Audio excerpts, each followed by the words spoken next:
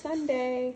Okay, so tonight is tacos and taco salad, and I'm going to make a homemade fresh fire roasted salsa to go with our dinner, and I'm going to walk you through how to do that.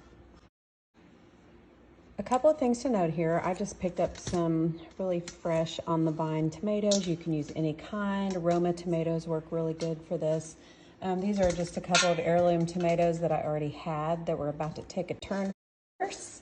And depending on how spicy you like it, I've got 2 jalapeños in here, but if you don't like a lot of spice, go with 1. And then you can use a yellow or red onion. I prefer the red. I'm going to put all of this on a cookie sheet and roast in the oven. You can do this on the grill too if you want kind of some charred marks.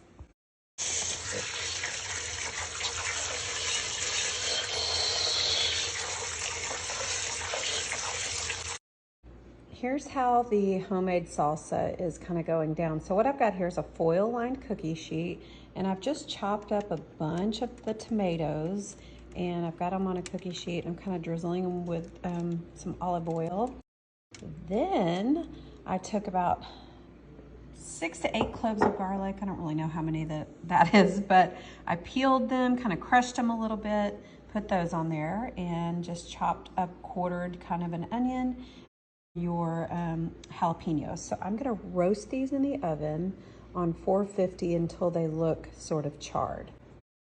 One thing to kind of note here, once you drizzle with the olive oil, you'll want to make sure both sides are really good and coated on all of your vegetables. I kind of flip them face side down first and let the skin kind of get charred, and you can flip them over and let the other side char if you want to. Totally not necessary. I also left out a couple of fresh tomatoes because I kind of like that fresh taste with the fire roasted taste together. So I don't know, I like it that way. It tastes more gourmet. Into a 450-degree oven for about 30 minutes. So I let all of the vegetables go for about 30 minutes in the oven. They're looking a little bit charred, definitely cooked. The skin is kind of wrinkly. That's what you're looking for. I'm going to let these completely cool, and then I'm going to put them into a Vitamix to make the salsa. While all of these are cooling down, I am going to go ahead and get my the rest of the ingredients ready. I've got my Vitamix out, and I'm going to put the juice of 2 limes, a huge bunch of cilantro, and then those fresh tomatoes, and kind of blend all of that up in the Vitamix.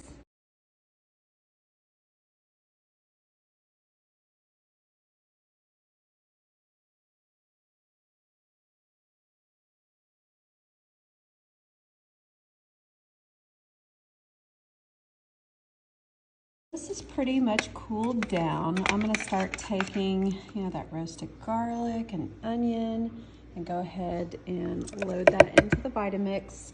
One thing I want to say is you'll see all this water and olive oil on the bottom. Don't throw it away until you're sure you don't need any liquid, because if your salsa is thicker than you like, you can toss in this yummy juice and it makes it really good.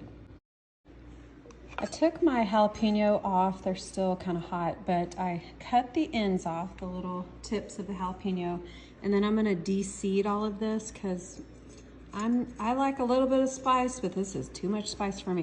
We're going to take those out. If you like a lot of heat, leave them in. Another thing I was going to say is you can add a Poblano pepper, like a roasted Poblano pepper. You'd want to get the skin of that off before you blend it up. Poblano pepper is really good in here too.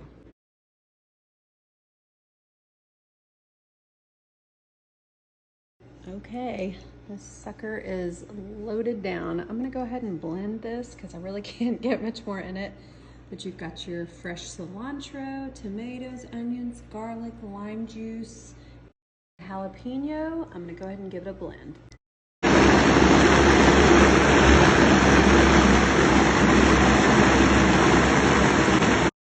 Okay, so I've got it kind of all blended, and you can see what it looks like. I haven't seasoned it with any salt or anything, so it definitely needs that. But before I do that, I'm gonna take this just can of Chipotle peppers, if I can get this out, one-handed. These are super, super spicy. but the adobo sauce that it's in is just the best smoky flavor. So I think I'm gonna put 2 of these in mine, depending on how much spice you want.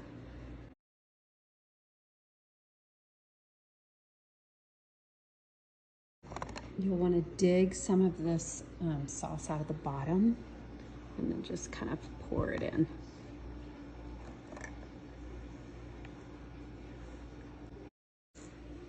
And then I'm just adding a little bit of kosher salt, and I'll taste it and see where we're at.